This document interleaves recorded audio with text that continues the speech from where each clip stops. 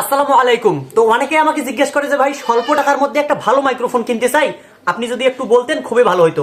তো তাদের উদ্দেশ্যে বলতেছি, এই যে আমার হাতে যে মাইক্রোফোনটা দেখতেছেন, এই মাইক্রোফোনটা কিন্তু আমি ক্রয় করছি। তো আপনাদেরকে একটু দেখার চেষ্টা করি।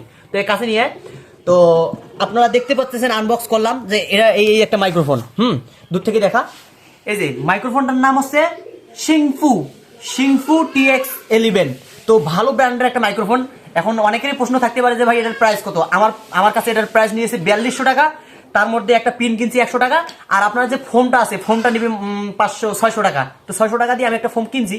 তো চাইলে এই খরচটা করে আপনি ভালো মানের একটা মাইক্রোফোন কিনতে পারেন। তো সর্বমোট আপনার 5000 টাকার মতো খরচ পড়বে। তো 5000 টাকার মধ্যে আমি তার মধ্যে এখানে রয়েছে একটা কনভার্টার তো অবশ্যই লাগবে, যে ফোনের পিছনে লাগে যে কনভার্টার, সুন্দর একটা ব্র্যান্ডের কনভার্টার।